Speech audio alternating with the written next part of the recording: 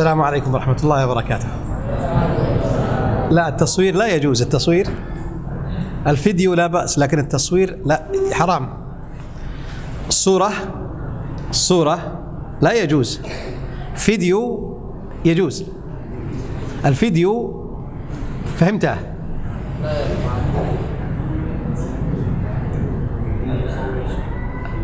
فيديو لا بأس. لا، التصوير لا يجوز. التصوير لا يصوره، لكن فيديو لا بأس يعني. لكن لا نريد إلا حتى فيديو لا نحتاج. بسم الله الرحمن الرحيم. الحمد لله رب العالمين، وأصلي وأسلم على نبينا محمد وعلى آله وصحبه أجمعين. وبعد، فإن عندنا 40 النووية. الآن معنا 40 النووية، والشيخ خالد يبدأ بالنصف الأول من الكتاب، وأنا أبدأ بالنصف الثاني من الكتاب. فنبدأ إن شاء الله من الحديث 22.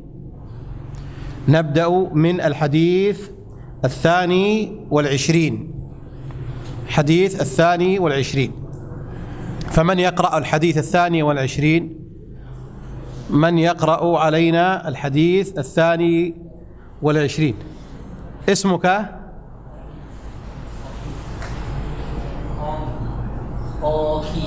أوكي. أوكي. ها؟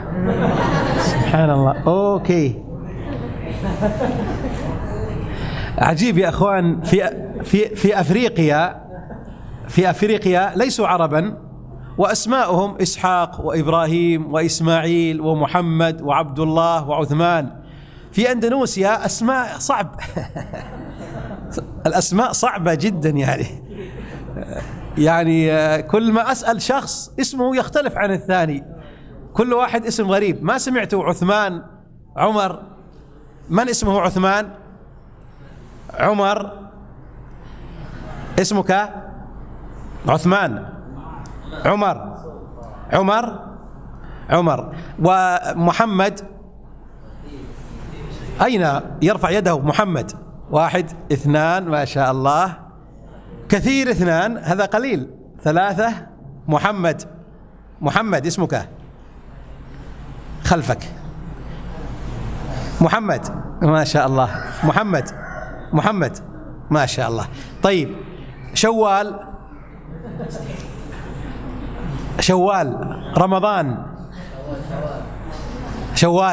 رمضان محرم. صاحبنا في العام الماضي. محرم، أحبه كثيرا. هذا شهر الله المحرم. شهر الله المحرم. طيب، من اسمه عيد وشوال؟ عيد الفطري. ما شاء الله ما شاء الله. طيب، اسمه إبراهيم. إسحاق. إسماعيل. عبد الرحمن. سبحان الله. عبد الرحمن. 1. أنتم لم تسموا أنفسكم، ولكن أولادكم سموهم عبد الرحمن وعبد الله. أنت لم تسمي نفسك، أليس كذلك؟ أبوك سماك، لكن أنت إن شاء الله إذا كبرتم وتزوجتم إن شاء الله بعد الزواج تسمي عبد الرحمن، عبد الله، محمد، عمر، عثمان، أبو بكر، حتى تكون أندونيسيا بلد عربي إن شاء الله. تكون على أيديكم، تكون أندونيسيا بلاد العرب. أكثر المسلمين في أندونيسيا، تعلمون هذا. أكثر الدول الإسلامية عدد السكان أندونيسيا أكثر من 250 مليون مسلمون. السعودية 20 مليون فقط. السعودية 20 مليون بين النساء والرجال، فقط 20 مليون. هنا 250 مليون. عدد كبير جدا. نحن نفرح نقول الحمد لله، إندونيسيا بلد كثير ومسلمون، فنحن نفرح كثيرا أن هذا البلد بلد المسلمين، لكن يحتاجون إلى اللغة العربية. أليس كذلك؟ أليس كذلك؟ أنت أليس كذلك؟ قل بلى بلى بلى بلى بلى. يا سلام، ما شاء الله ما شاء الله ما شاء الله. اسمك ها؟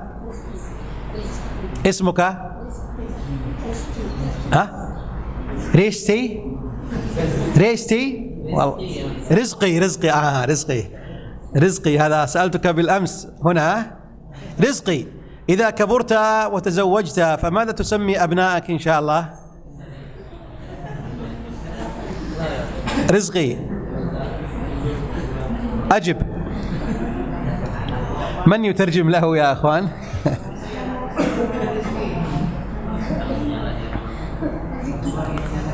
رزقي. ماذا تسمي؟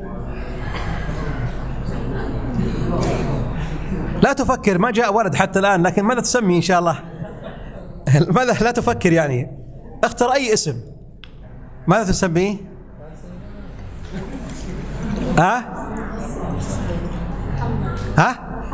محمد. ما شاء الله، محمد رزقي، ما شاء الله.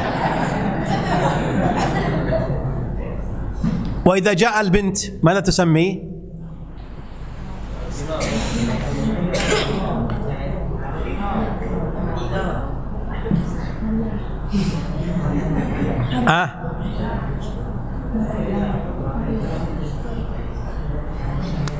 رزقي، ماذا تسميه؟ لا تحب يأتي بنت؟ لا تحب يأتي بنت؟ وأنت اسمك؟ رزقة؟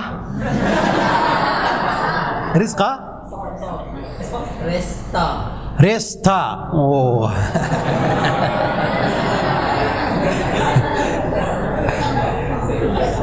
كيف حصل أبوك على هذا الاسم؟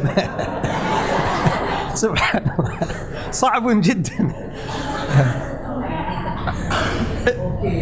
أوكي. سبحان الله، أسماءكم صعبة جدا.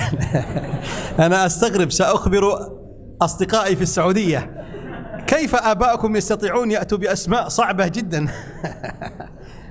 سبحان الله سبحان الله. هذه الأسماء الأنفق يتزوج في القدماء. آباؤنا أسماءهم عبد الله وعبد الرحمن. صحيح. لكن إن شاء الله أنتم تسمون أولادكم إن شاء الله أسماء الصحابة والأنبياء. نحب الأنبياء والصحابة فنسمي أولادنا عليهم. نسأل الله أن يصلح أولادنا جميعا وأولادكم. الحديث 22. تفضل يا أوكي يلا.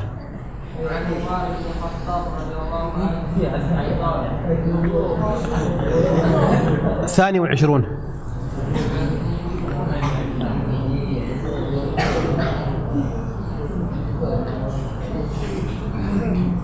عن أبي عبد الله جابر بن عبد الله الأنصاري رضي الله عنهما أن رجلا سأل رسول الله صلى الله عليه وسلم فقال: أرأيت إذا صليت مكتوبا وصمت ورمضان وأحببت الحلال وحرمت الحرام ولم أزد على ذلك شيئا أدخل الجنة. قال: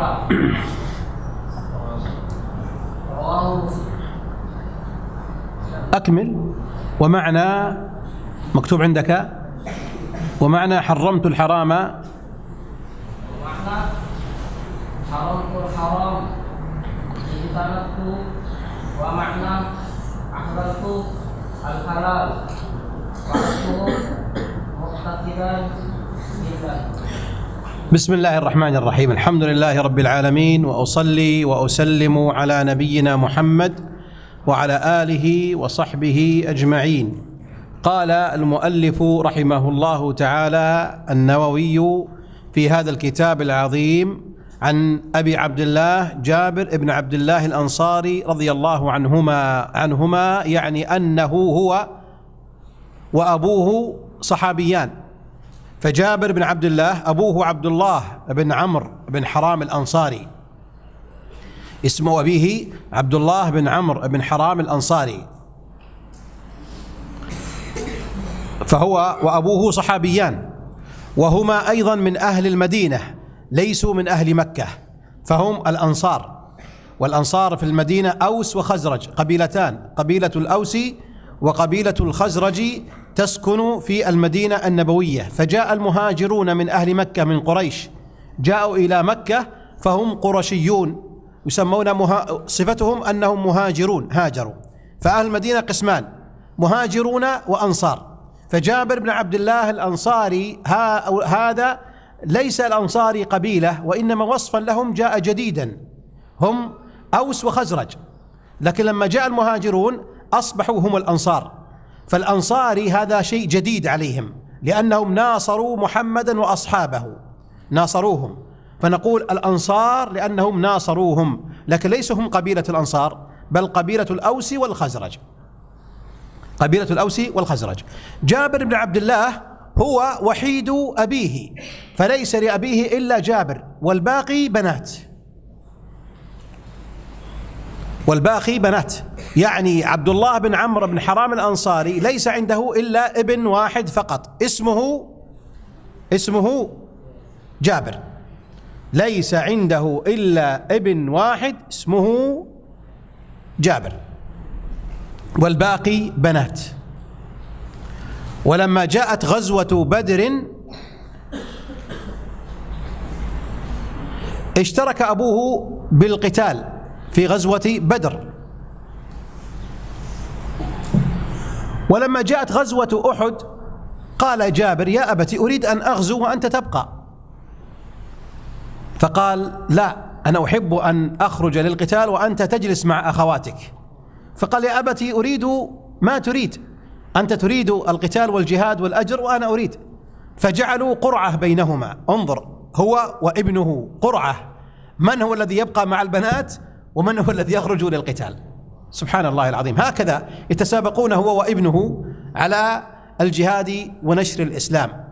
فوضعوا القرعة، فكان من نصيب الأب أن يخرج للقتال، فقال: اجلس يا جابر مع أخواتك وأذهب أنا للقتال. فذهب أبوه للقتال. غزوة بدر كانت في مكان يسمى بدر، بعيد عن المدينة بنحو 140 كيلومتر، بعيد، بينما أحد كانت في المدينة ليست بعيدة. فذهب الأب وقاتل حتى قتل، وأصيب بجروح بجسمه هنا وهنا، أصيب بجروح كثيرة وقتل ومات. فالنبي عليه الصلاة والسلام غطاه بعدما انتهت المعركة وأراد أن يدفنه. فجاء جابر، ذهب لينظر ماذا حصل، يعني لأنه ليس بعيد أحد عن المدينة، قريب. فذهب جابر بن عبد الله إلى المعركة، وكان الرسول عليه الصلاة والسلام قد سجى، يعني غطى أبوه بالغطاء. فجاء جابر ليفتح وينظر إلى أبيه، فمنعه الصحابة، قالوا: لا لا لا، لا تصنع. لماذا منعوا جابر أن ينظر إلى أبيه وهو قد غطي بعدما قتل؟ لأن أباه لا تعلم شكله من كثرة الضرب، هنا جرح وهنا جرح، حتى تغيرت ملامحه، فيخشون أن يتأثر جابر ثم يبكي. الرسول عليه الصلاة والسلام كان واضعا عبد الله بن حرام عنده على حجره وقد غطاه، فجاء لكشف الوجه، الصحابة منعوه، الرسول لم يمنعه، فأذن له أن ينظر إليه، فكشف الغطاء ثم رأى أباه فقبل قبل أباه يودعه توديع، ثم غطاه. فجاء الدفن ليدفن عبد الله بن عمرو بن حرام الأنصاري ليدفن، فالنبي عليه الصلاة والسلام أخبر بأن هؤلاء يدفنون حيث قتلوا في نفس المكان، يعني بعيد عن المدينة، خارج عند أحد، جبل أحد عن المسجد النبوي تقريبا 10 كيلومتر. 10 كيلومتر. فأراد جابر أن يأخذ أباه إلى المدينة، إلى البقيع، المقبرة التي يدفن فيها الناس، البقيع. فالرسول قال يدفن ها هنا، فحفر القبور، وكان الصحابة 70 رجلا. فالرسول عليه الصلاة والسلام قال لأن الأرض صعب الحفر، فقال ادفنوا رجلين وثلاثة واثنين وثلاثة مع بعضهما البعض. فدفن عبد الله بن عمرو بن حرام الأنصاري وعمرو بن الجموح كلاهما في قبر واحد، لأن عمرو بن الجموح زوجته، عفوا، لأن عبد الله بن عمرو الأنصاري زوجته أخت عمرو بن الجموح، فعمرو بن الجموح خال لجابر بن عبد الله، فدفن في قبر واحد. وبعد سنوات جاء المطر الشديد إلى المدينة حتى أنه حفر القبور، فخرج جزء من أقدامهم، فجاء جابر ليأخذ أباه، هذا بعد سنوات، ليأخذ أباه يحفره ويأخذه إلى البقيع داخل المدينة لكي يحفظ عن بعد سنوات، لئلا تأكل الكلاب أجسامهم، أراد أن يأخذه فحفر، ثم وجد أباه كما هو لم يتغير إلا شعرات بسيطة من لحيته قد سقطت، وجسمه كله طيب. ورأى خاله عمرو بن الجموح قد وضع يده على صدغه، على يده، كان مجروح جرح هكذا وهو ميت، فرفع يده فنزل الدم وهو حار كما يقول أصحاب السير، فأعادها ثم أخذهم ودفنهم جابر بن عبد الله رضي الله تعالى عنه. هذا هو الراوي جابر بن عبد الله بن عمرو الأنصاري. ثم تزوج جابر بن عبد الله امرأة كبيرة من أجل أن تقوم على خدمة أخواته الصغيرات، تقوم على متابعة أخواته الصغيرات. يقول جابر بن عبد الله الأنصاري رضي الله عنهما أن رجلا سأل رسول الله صلى الله عليه وسلم، رجلا سأل الرسول عليه الصلاة والسلام، يسأله سؤال يريد الجواب، فقال يا رسول الله أرأيت، يعني أخبرني، أعلمني، أخبرني فأنت رسول، أرأيت إذا صليت أنا الصلوات المكتوبات، الصلوات الخمس، الفجر والظهر والعصر والمغرب والعشاء، من غير السنن الرواتب، ما أصلي سنة إطلاقا، لا أصلي السنن، لا سنة الضحى ولا سنة الوضوء ولا سنة دخول المسجد ولا سنة الظهر والمغرب، لا أصلي أي شيء إلا 5 صلوات فقط. هذا قليل أو كثير؟ هذا قليل، أقل شيء الصلوات الخمس. إذا صليت الصلوات الخمس حافظت عليها وصمت رمضان فقط، لا أصوم يوم عرفة ولا عاشوراء ولا 6 من شوال ولا شيئا من المحرم ولا شيئا من شعبان، لا أصوم، ولا اثنين ولا خميس، فقط أصوم شهر رمضان فقط. هذا القائل يا أخواني من هو؟ صحابي أو غير صحابي؟ صحابي، لكن صحابي في المدينة أو من الأعراب البادية، من البدو، من البادية، بادية ليس عندهم كثير عمل، ليس عندهم كثير عمل، فيقول أصلي 5 صلوات وأصوم رمضان وأحللت الحلال وحرمت الحرام. أحللت الحلال يعني فعلته معتقدا حله، أفعله وأنا أعتقد أنه حلال وأفعله لا أتركه، الحلال. وحرمت الحرام يعني اعتقدت أنه حرام وتركته، أعتقد أنه حرام وتركته، فهل لي أجر؟ وحرمت الحرام ولم أزد على ذلك شيئا، ما أزيد شيئا، لا أزيد شيئا من الصلوات ولا من الصيام ولا من الزكاة، زكاة فقط لكن لا أتصدق، أزكي فقط. فهل يا رسول الله إذا فعلت هذا أدخل الجنة؟ قال عليه الصلاة والسلام ماذا قال؟ نعم، قال نعم.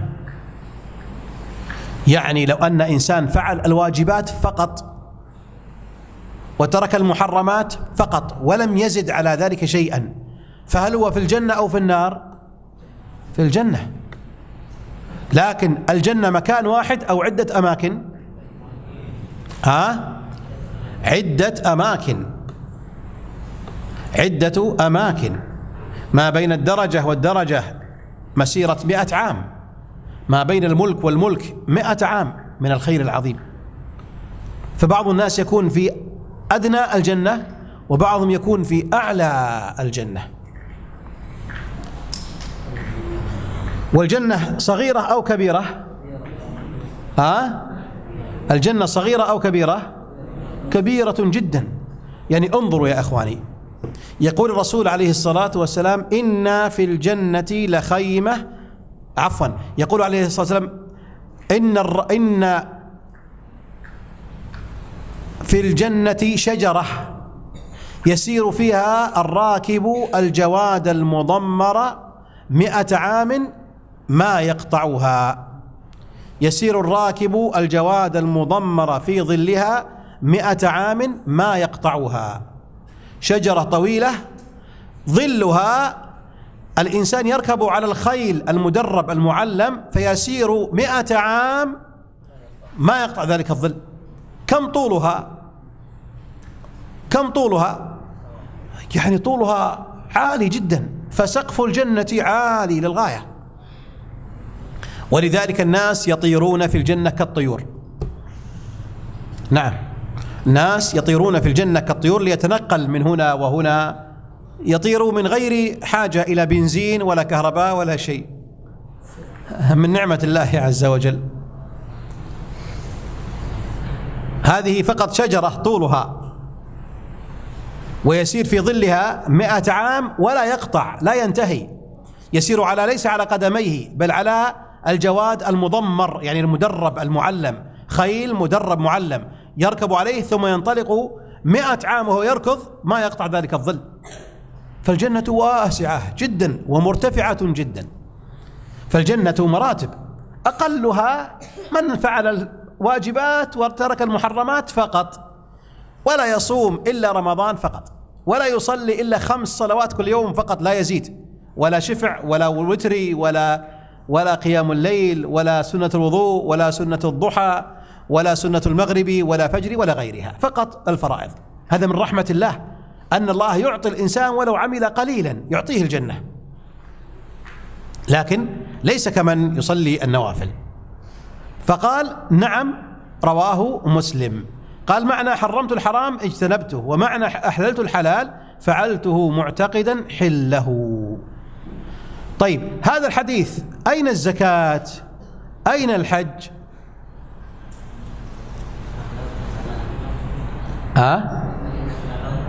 أحللت، يا سلام، أحسنت. وقيل قول ثاني بأن هذا الرجل قد يكون فقيرا، فلماذا يسأل عن الزكاة وهو فقير؟ أما الحج فإنه متأخر الحج، وهذا السؤال قبل أن يأتي الحج. الحج فرض متى؟ فرض الحج الإعدادي، قسم الإعدادي، من يجيب له 50,000 روبية. من يترجم لهم؟ الشيخ ترجم لهم. الإعدادي من يجيب على هذا السؤال له 50,000 روبية، أو ابتدائي فقط، ابتدائي وإعدادي. Kapan haji diwajibkan? Tahun kapan? Hadiahnya 50.000. Hai haji.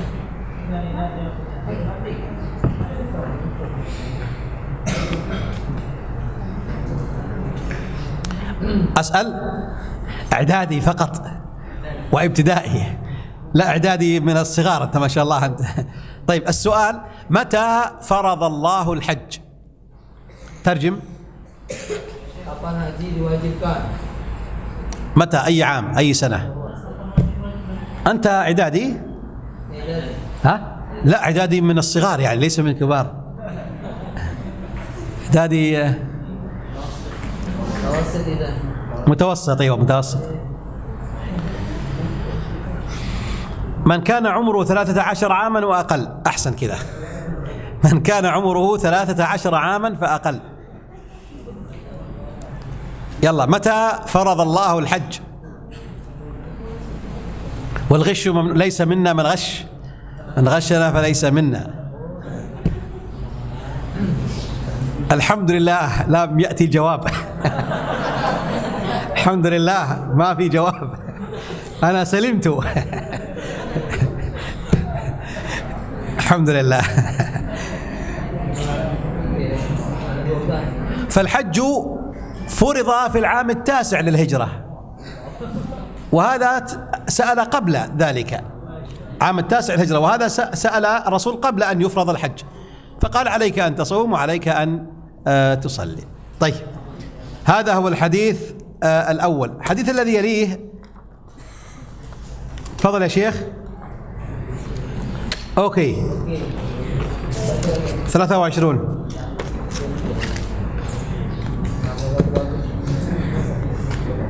عن أبي مالك الحارث بن عاصم الأشعري رضي الله عنه قال قال رسول الله صلى الله عليه وسلم: الطهور شطر الإيمان، والحمد لله تملأ الميزان، وسبحان الله والحمد لله تملأ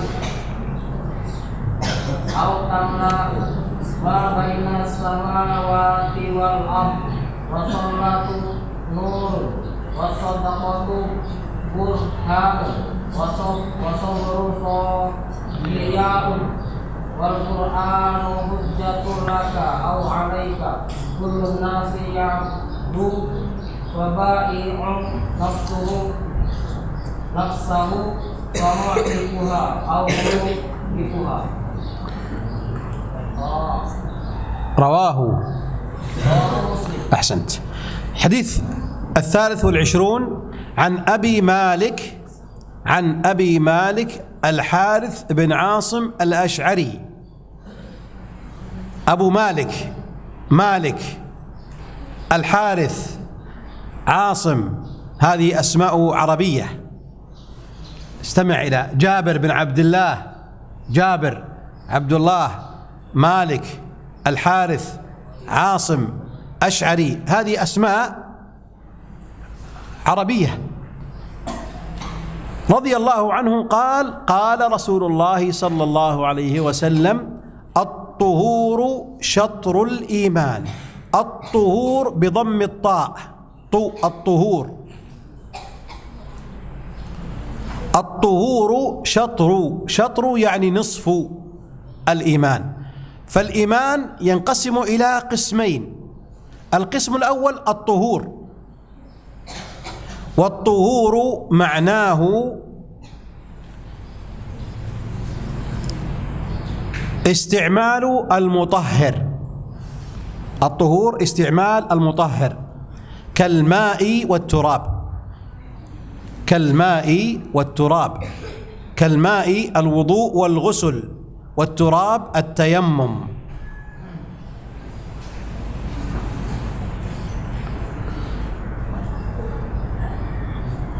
يعني يزيل الخبث ويرفع الحدث، هذا هو الطهور. فالطهور إزالة الخبث ورفع الحدث بالماء أو بالتراب. بالماء بالوضوء والغسل، والتراب أي بالتيمم.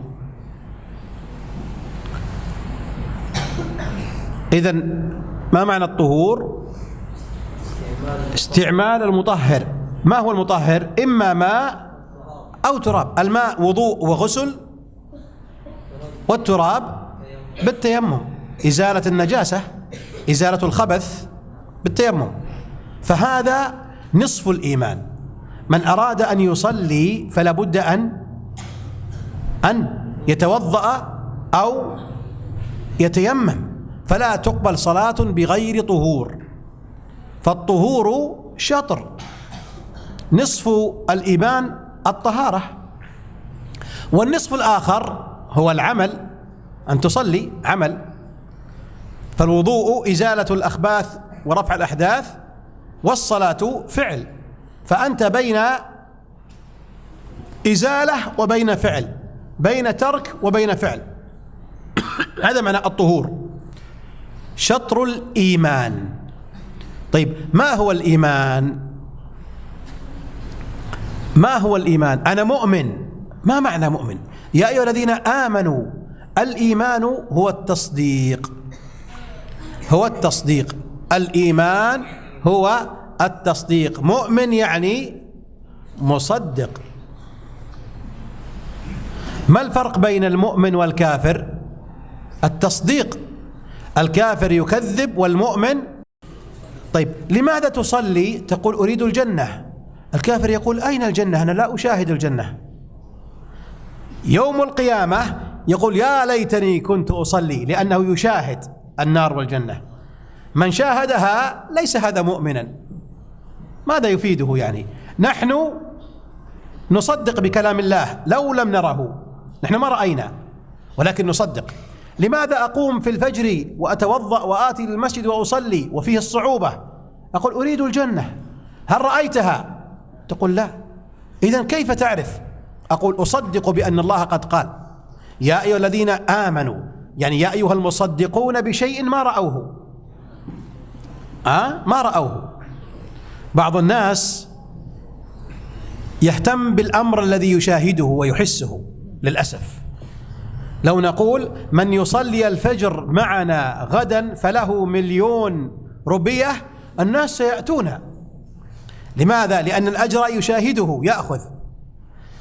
نقول من أتى يصلي فإن الله سيعطيه في الجنة البيت. في الجنة ما ندري، هذا غير مصدق. فالإيمان هو التصديق. فالوضوء والتيمم نصف الإيمان، والنصف الثاني هو العمل والفعل. فيتوضأ للصلاة نصف، يصلي النصف الثاني. هذا هو الإيمان الحقيقي، هو التصديق بما أخبر الله به أو أخبر به النبي صلى الله عليه وسلم. فالمؤمن والكافر الفرق بينهما التصديق والتكذيب. يصدق.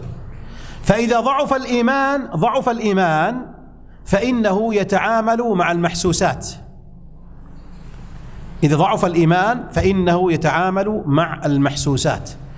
نقول من يحفظ القرآن فله جائزة، وهناك أناس يحفظون القرآن ولا يريد الجائزة، أليس كذلك؟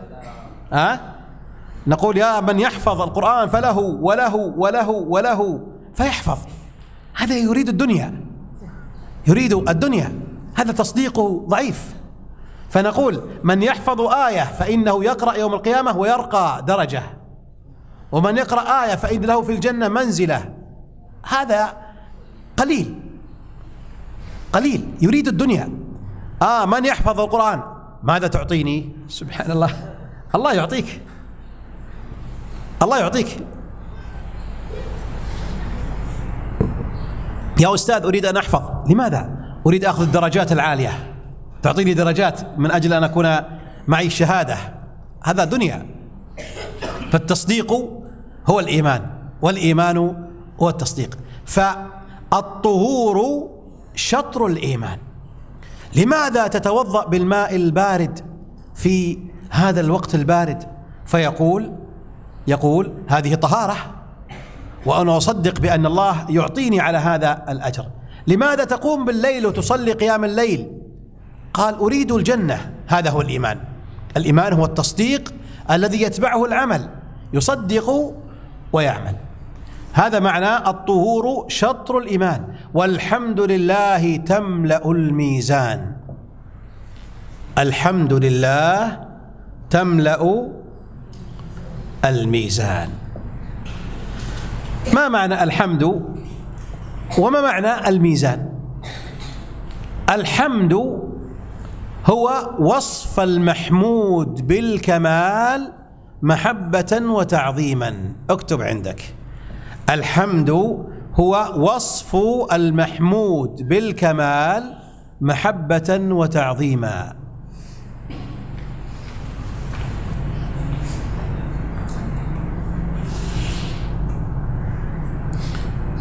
تقول الله هو القوي تقول هو أنت تعظم الله، هو القوي. السماوات هذه والأراضين، السماوات والأراضين هذه من يحملها؟ من يحملها؟ هو الله سبحانه وتعالى. الأرض هذه معلقة في الكون، معلقة، من يمسكها؟ إن الله يمسك السماوات والأرض أن تزولا ولئن زالتا إن أمسكهما من أحد من بعده. فالله يمسك السماوات والأراضين هذه عن الزوال، فأن تقول الحمد يعني يا ربي أنت الكامل، الكامل. طيب الآن كم يحتاج الناس كل يوم من الماء؟ اليوم على وجه الأرض اليوم 7 مليار، كم يحتاجون من الماء؟ يحتاجون كثير جدا. من أين يأتي الماء؟ من السماء. سبحان الله. لو نقول لك أنت أسقي أهل بالنبنك، تقول ما أستطيع. أسقي حي، أصنع الموتور لإخراج الماء للمنطقة هذه للجميع، ما أستطيع. طيب لأندونيسيا، تقول هذا مستحيل. طيب للأرض كلها، تقول هذا من 7 المستحيلات. الله سبحانه وتعالى ينزل الماء كل يوم. لو الناس يبقون 3 أيام من غير ماء يموت 7 مليار كلهم. 3 أيام فقط بس ينحبس الماء مات الناس. فالله سبحانه وتعالى يعطي عطاء كل يوم. تقوم أنت في الصباح فقط، تقوم فيأتيك الأكل وينزل ماء ويخرج النبات، أنت ما تستطيع. تضع البذرة وتترك، ثم تكبر وتكبر وتأتي الخضروات والفواكه، ليس منك أنت بل من الله. وكم عددها الذي يكفي البشر كلهم؟ كثير جدا. فتقول الحمد يعني يا كامل. الحمد معناه أنك تصف المحمود وهو الله، أن تصفه بأنه كامل. طيب نريد أن نضيء هذه المنطقة، نحتاج إلى كهرباء، أليس كذلك؟ طيب نريد أن نضيء المدينة كلها، نحتاج إلى كهرباء أكثر. بالليل نريد أن نضيء الأرض كلها ما نستطيع. بالليل ما نستطيع. سبحان الله. الله بالشمس كل الناس يطفئون الأنوار بالنهار. لماذا؟ يكفيهم ضوء واحد فقط وهو ضوء الله سبحانه وتعالى. فتقول الحمد. تعرف نعمة هذا الذي يأتي الآن الشمس وتضيء لك الطريق، فتقول ما أحد يستطيع إلا الله. فتقول الحمد يعني يا كامل في كل أفعالك. فأفعال الله عز وجل كلها كمال. تقول الحمد لله، الحمد لله رب العالمين. ما معنى الحمد؟ وصف الله بالكمال المطلق محبة وتعظيما، تصفه حالة كونك محبا له ومعظما له سبحانه وتعالى. من هو الذي ينصر؟ من هو الناصر؟ والله. من هو الذي هو أقوى من الله؟ لا أحد. اليوم قنابل كثيرة جدا، لكن الله عز وجل فوق هذا كله. ليش؟ الله هو القوي. الله هو القوي سبحانه وتعالى. يأتي زلزال فالعالم كله يخاف، ما يستطيعون أن يمنعوه. يأتي أعاصير، يأتي فيضانات من الله سبحانه وتعالى، والبشر لا يساوون شيئا. سبحان الله. هذا هو الله سبحانه وتعالى. في البحر تضع مسمارا صغيرا حديد ويسقط في الأرض، وتضع السفينة الكبيرة وتبقى فوق. من حملها؟ هو الله سبحانه وتعالى. فتقول الحمد لله رب العالمين، يعني الكمال لله رب العالمين، هذا معناها. فتقول الله أكبر، بسم الله الرحمن الرحيم، الحمد لله رب العالمين، يعني أن تقول الكامل في كل شيء أنت يا رب العالمين. هذا معنى الحمد لله، يعني الموصوف بالكمال من هو؟ رب العالمين. هذا معنى الحمد لله، يعني الموصوف بالكمال، الكمال لله رب العالمين. فكلمة اسمعوا كلمة الحمد لله رب العالمين يعني الكمال لله رب العالمين. وأن تصلي تقول الكمال لله، هو الكريم، هو الرزاق، هو القوي، هو القدير، هذا معناه.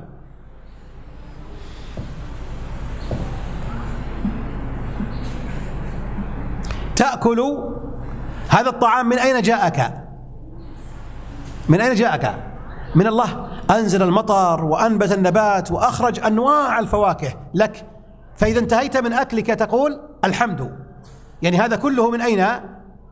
أنت يا كامل.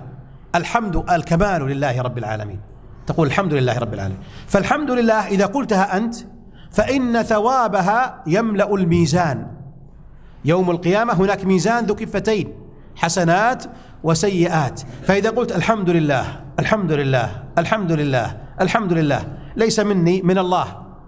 جاءك ضيف وأكل قال جزاك الله خير، تقول الحمد لله، تقول ليس لي، لا تحمدني ولا تقول أنا ما شاء الله أنت كريم وأنت، نعم أنا كريم لكن ليس مني، من الله. فإذا قلت الحمد لله أعطاني هذه النعمة، فإن هذه الكلمة اعتراف منك، ثوابها ثقيل جدا. الحمد لله تملأ الميزان. واضح الآن؟ فالميزان يوم القيامة الذي يثقله هو اعترافك بأن كل شيء كماله من الله. الحمد لله تملأ الميزان. وسبحان الله والحمد لله، الآن اثنتان. وسبحان الله والحمد لله تملأان أو تملأ ما بين السماوات والأرض. هذه الأرض وهذه السماء يملأها ثوابا قول سبحان الله والحمد لله. الأجر الذي يأتيك من قولك سبحان الله والحمد لله يملأ ما بين الأرض إلى السماء. فقولك سبحان الله والحمد لله ولا إله إلا الله والله أكبر ولا حول ولا قوة إلا بالله، أنت لا تعلم قدره وثقله، ثقيل جدا، حسنات، لا أنت لا تعلم لكن تصدق. فالمصدق يقول دائما لسانه سبحان الله الحمد لله لا إله إلا الله الله أكبر لا إله إلا الله وحده لا شريك له له الملك وله الحمد وهو على كل شيء قدير، سبحان الله والحمد لله سبحان الله وبحمده سبحان الله العظيم. هذه كلها كلمات ثقيلة ثقيلة جدا، لكن نحن ما نشاهدها، لكن نؤمن بهذا الشيء لأن الرسول عليه الصلاة والسلام صادق من عند الله.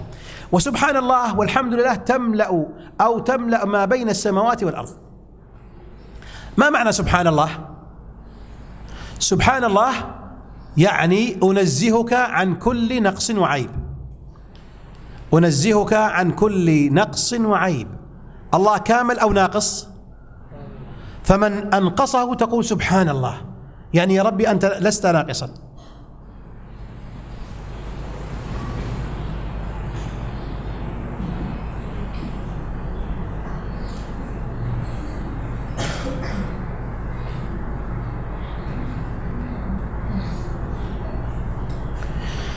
النصارى يقولون عيسى ابن الله، هذا كمال في الله أو نقص في الله؟ نقص في الله، فتقول سبحان الله يا ربي أنت لست ناقصا. اليهود يقولون يد الله مغلولة، إن الله فقير ونحن، هم وصفوه بالكمال أو بالنقص، فتقول سبحان الله يعني يا ربي أنزهك، أنت منزه يا مطهر يا الله عن كل عيب وعن كل نقص. هل الله يظلم؟ تقول لا. لماذا هذا يا ربي؟ لماذا هذا أعمى وهذا مبصر؟ لماذا لا يكون كل الناس مبصرون؟ لماذا يا ربي موجود الفقر؟ ليش الناس ما يكونوا كله أغنياء؟ أنت غني يا ربي، فلماذا الفقراء؟ لماذا هذا يعني مشلول لا يتحرك لا يستطيع الحركة؟ يا ربي لماذا هذا مجنون؟ لماذا خلقت الذباب؟ لماذا خلقت الحيات والعقارب؟ لماذا خلقت الشيطان؟ لماذا خلقت النار؟ فإذا سمعت هذا تقول سبحان الله، إن الله لما خلق ليس جهلا منه سبحانه وتعالى وليس نقصا في الله، فالله كامل. فما معنى سبحان الله؟ ما معنى سبحان الله؟ أيوة ما معنى سبحان الله؟ ما معناه؟ طيب ما معنى الحمد لله؟ الحمد لله، ما معنى الحمد لله؟ معنى الحمد لله. الأخير طاقية البيضاء، عمامة البيضاء، اسمك؟ فريد. ما شاء الله اسم عربي، الحمد لله. ما شاء الله فريد، ما معنى سبحان الله أو الحمد لله؟ يا سلام، ما شاء الله، الكمال لله سبحانه وتعالى. أصف المحمود بالكمال محبة وتعظيما. طيب، سبحان الله ما معناها؟ سبحان الله ما معناها؟ من يجيب؟ سبحان الله، سبحان الله. نعم، يا سلام، تنزيه الله عن كل نقص وعيب. فمن قال الله له زوجة تقول سبحان الله. من قال الله عز وجل خلق خلقا ناقصا تقول سبحان الله. من قال لماذا خلق الله الذباب، لماذا خلق الله الحر، لماذا خلق الله الكفر، فتقول سبحان الله. الله ليس جاهلا ولا ناقصا سبحانه وتعالى. تقول سبحان الله. من قال إن الله فقير ونحن أغنياء تقول سبحان الله. إذا رأيت إنسان يعصي الله فتقول سبحان الله. كيف تعصي الله والله هو الكامل يعذبك يوم القيامة، فتقول سبحان الله. طيب، وسبحان الله والحمد لله تملأان ما بين السماوات والأرض. والصلاة نور. الصلاة نور. أين هذا النور؟ النور في القلب.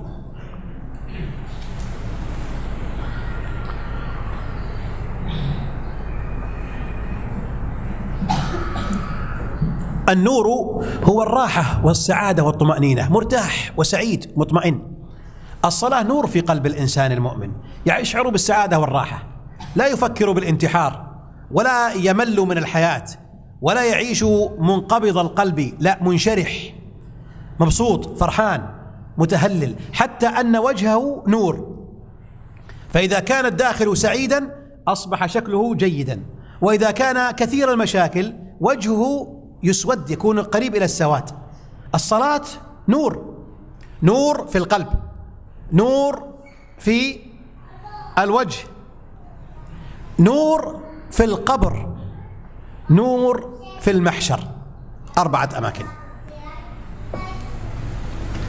الصلاة نور، الصلاة نور، نور في القلب، ونور في الوجه، ونور في القبر، ونور في المحشر.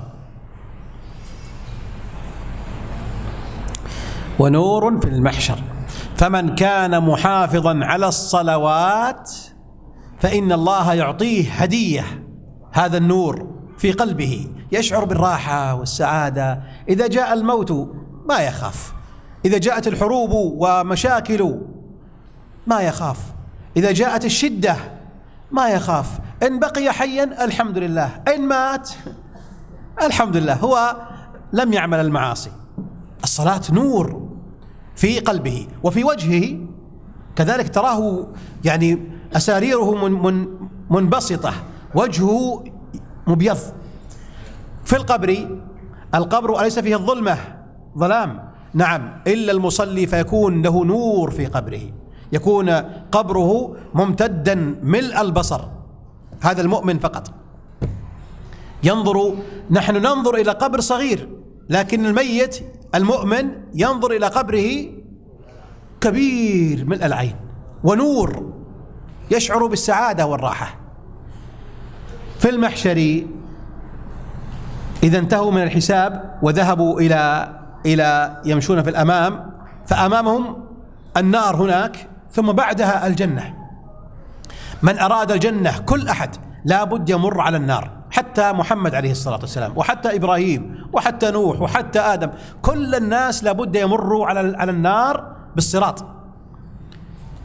وإن منكم إلا واردها، يعني النار لا بد يرد، يمر، يمشي إلى الجنة.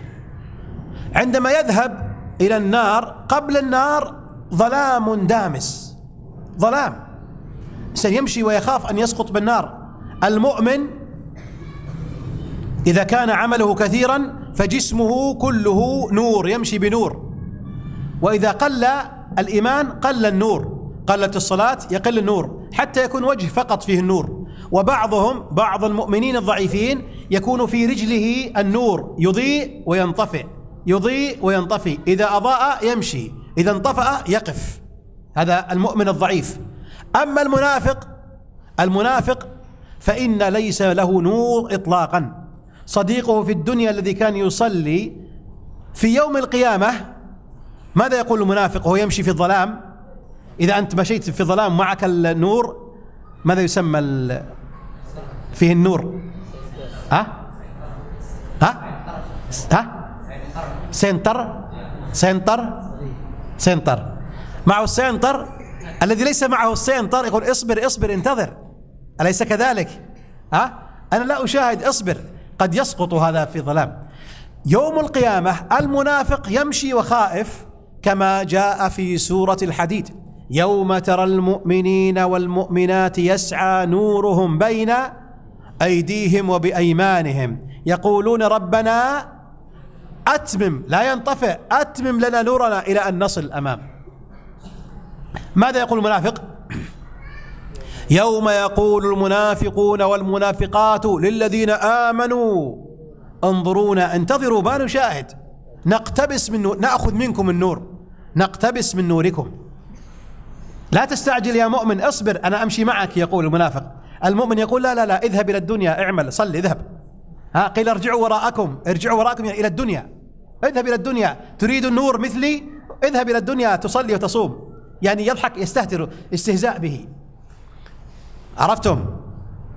عرفتم؟ استهزاء به. فالله يقول، الرسول يقول: وسبحان الله والحمد لله تملأ ما بين السماوات والأرض والصلاة نور والصدقة برهان، يعني دليل على إيمانك. التصدق بالمال صعب، التصدق بالمال صعب، المال تحبه النفس. يا أخوان نريد التبرع، من يتبرع لنا للمسجد؟ فتجد الإنسان يعني يعطي 1000 روبية، 500 روبية، وإذا ذهب إلى البيت يأتي بالطعام ب500,000 روبية، يلا كلوا واشربوا. الصدقة 500 روبية 1000 روبية. إذا أراد يشتري اللباس الجيد، فإذا جاء مسكين أريد لباسا يعطيه اللباس السيء. الصدقة برهان، يعني دليل على أن قلبك فيه إيمان. إيمانك قليل تعطي قليل، إيمان قوي تعطي كثير. كيف نعرف الإيمان في قلبك؟ بالصدقة. قال الصدقة دليل على نسبة الإيمان في قلبك، هل هي كثيرة أو قليلة. والصدقة برهان. والصبر ضياء. ما الفرق بين النور والضياء؟ الضياء أقوى، الضياء نور وحرارة، نور وحرارة، فالنور أضعف والضياء أقوى. هو الذي جعل الشمس، هو الذي جعلكم الشمس، جعل الشمس ضياء والقمر نورا. فالقمر نور ضعيف والشمس ضياء فيها حرارة. فالصبر حرارة والصلاة نور. أيهما أصعب، الصلاة أو الصبر؟ الصبر أصعب. اصبر اصبر. الصبر ضياء فيه شيء من الحرارة، والصبر أجره عظيم عند الله. الصابر يوم القيامة لا يحاسب، يدخل الجنة مباشرة. إنما يوفى الصابرون أجرهم بغير حساب، يعطى حسنات كثيرة جدا جدا لأن الصبر ثقيل. يا أخواني، كم عدد الذين يحفظون القرآن؟ أكثر أو الذي لا يحفظ أكثر؟ الذي لا يحفظ أكثر، لأن الحفظ يحتاج إلى صبر، يحتاج إلى صبر. الذي يطلب العلم أكثر أو أقل؟ أقل. الذي يسبح ويحمد في اليوم دائما أقل أو أكثر؟ يحتاج إلى صبر. فنقول أكثر من الطاعة واصبر، فإن الصبر ضياء، يعني حرارة، فيه حرارة شديدة، لابد من المعاناة والصبر. العمل يحتاج إلى جهد، بينما الكسل والنوم ما يحتاج إلى جهد. هناك محاضرة احضروا. الصبر هنا ضياء، يعني فيه شدة، فيه حرارة، فيه تعب، يتعب الإنسان، أليس كذلك؟ نعم. المرأة التي تحتجب الحجاب والعرق ينزل، نقول اصبري.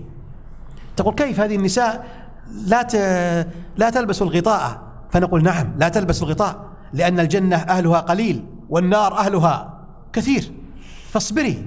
والصبر ضياء، يعني في حرارة، في شدة، في يعاني معاناة شديدة. والصبر ضياء، والقرآن حجة لك أو عليك.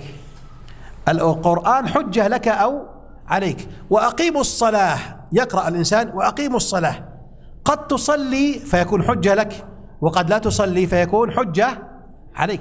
قل للمؤمنين يغضوا من أبصارهم، هذه آية، يغضوا من أبصارهم. إذا رأى حراما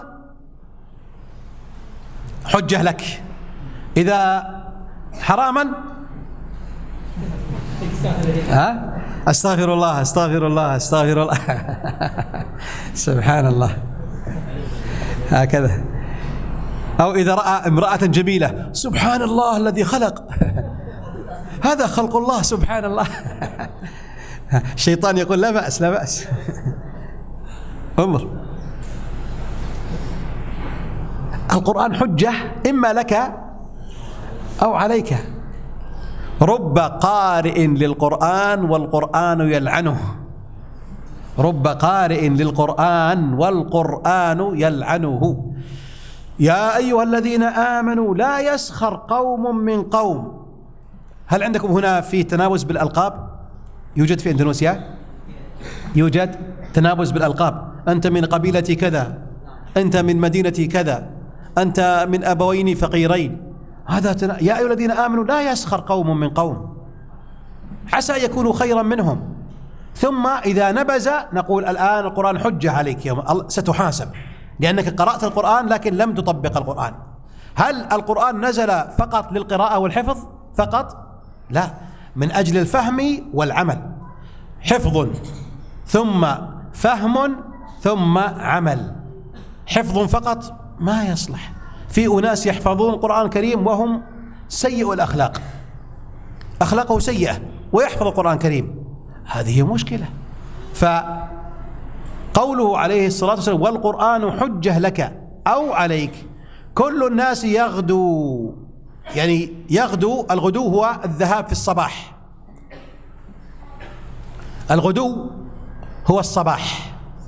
صلى الغداة يعني صلى الفجر الصباح، واضح؟ العشي من أذان الظهر إلى أذان المغرب، هذا هو العشي. العشي من أذان الظهر إلى مغيب الشمس يسمى العشي. صلى إحدى صلاتي العشي، يعني إما الظهر أو العصر. إذا قرأت الحديث صلى إحدى صلاتي العشي، صلاة العشي هي الظهر أو العصر. ما هي الغداة؟ الغداة الصباح، أول الصباح، ثم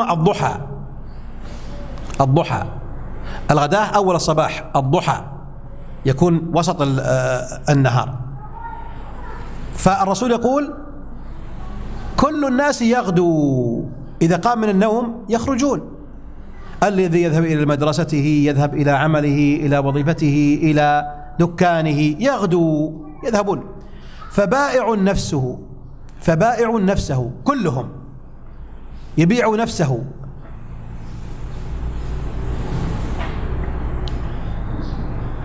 فمعتقها أو موبقها. أنت تقوم لكي تشتري، الثمن الذي تقدمه روحك ونفسك، والذي تشتريه هو الجنة أو النار. تريد تشتري الجنة بالصلاة والصيام، هذا هو الثمن. تبيع نفسك، تتعب نفسك بالصلاة والصيام والصدقة وغض البصر وغض اللسان، هذا يسمى بيع. الآن تبيع، أنت تعطي الله، تقول يا ربي أنا أغمض عيني، يا ربي أحفظ لساني، يا ربي أحفظ سمعي، يا ربي أذهب إلى الصلاة، يا رب أساعد الفقراء والمساكين، هذا هو بيع. طيب ماذا يعطيك ربك؟ ماذا يعطيك؟ الجنة. ومن الناس من يشري، يعني يبيع نفسه ابتغاء مرضات الله، يبيع نفسه، يقول يا ربي هذه نفسي لك، أصلي لك، أصوم لك، أذهب من أجلك، أشاهد من أجلك، لا أرى محرم، هذا بيع. ومن الناس من يشري، يعني يبيع نفسه ابتغاء مرضات الله، يريد رضا الله والجنة فيبيع نفسه فمعتقها من النار.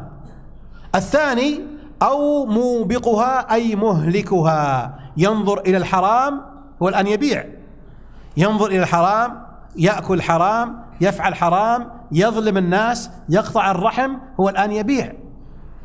باع فأهلك، يعني أوبق أهلك نفسه إلى النار. اشترى النار بالمعاصي، والمؤمن يشتري الجنة بالطاعات. قال كل الناس يغدو، يقومون كل صباح يذهبون، ثم يرجع في الليل، يرجع إلى بيته. نقول ماذا صنعت؟ ماذا اشتريت؟ ماذا قدمت؟ قال قدمت الحلال من أجل الجنة. وذاك يقول قدمت الرؤيا المحرمة والأكل المحرم والكذب والغش والنميمة، هذا قدمته من أجل النار. نقول أوبقت أي أهلكت نفسك، فموبقها أي مهلكها. واضح الحديث؟ واضح؟ الآن أخذنا كم حديث؟ أخذنا حديثين. إن شاء الله في الغد نأخذ بقية الأحاديث، لأن الآن وقت الراحة لمدة ربع ساعة. صلى الله وسلم على نبينا محمد. فإذا في سؤال أو ترتاحون. نعم نعم، عندك سؤالان، تفضل.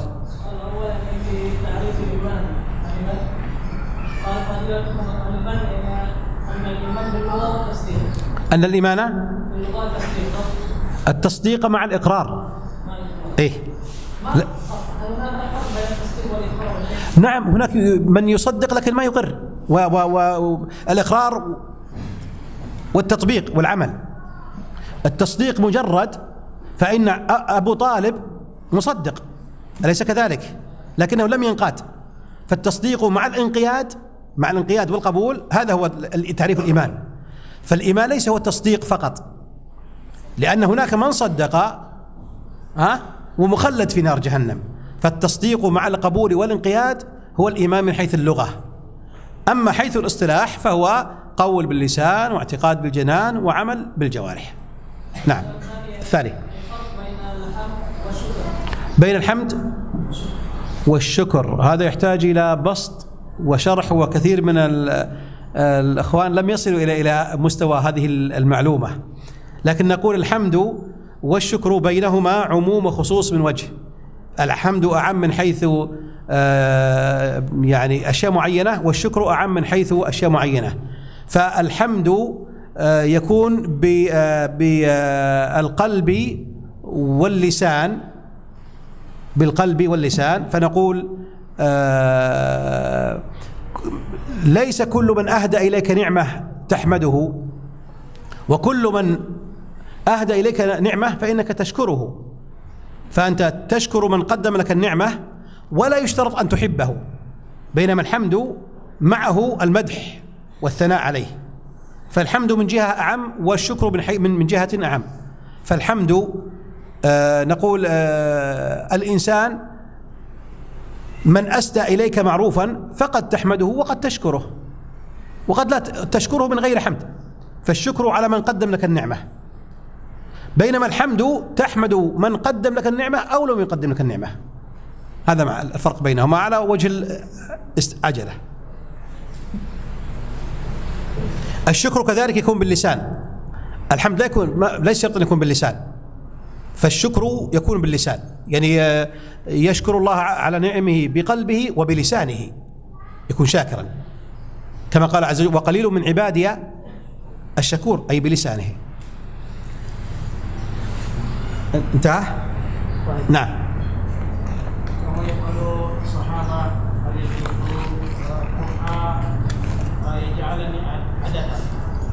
كيف؟ ما فهمت. من فهم؟ بالأندلسي أخبره.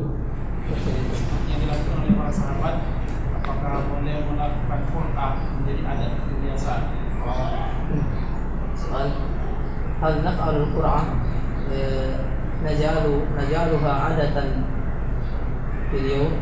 دائما نفعل بالقرعة، نريد القرعة دائما نجعلها عادة يوميا؟ لا، ليس الشرط أن يكون لكن عندما يتنافس أناس ولا تعلم أيهما الذي يكون الأولى عند التنافس، لكن إذا ما في تنافس لا بأس، ما يحتاج إلى قرعة. أن النبي عليه الصلاة والسلام إذا أراد أن يسافر أقرع بين نسائه، جعل قرعة من تخرج، هذا من باب العدل، لكن لا يعمل في كل شيء. فمثلا إذا جاء من سفر فينظر إلى عند من هو هذه الليلة، لا يجعل قرعة، معروف الأمر يعني. فالقرعة عندما اشتباه الأمور أيهما الأولى فيجعلون القرعة، فالقرعة لفض النزاع وبيان لمن يكون يعني العمل والفعل، لكن ليس دائما يفعل قرعة، إنما إذا تساوت الأمور وصار فيه الشح، كل يريد له ذلك وهم متساوون بالحق، فنقول لكم القرعة. نعم. صلى الله وسلم على نبينا محمد. السلام عليكم. الآن وقت الراحة، ترتاحون إلى أن يأتي الشيخ خالد إن شاء الله.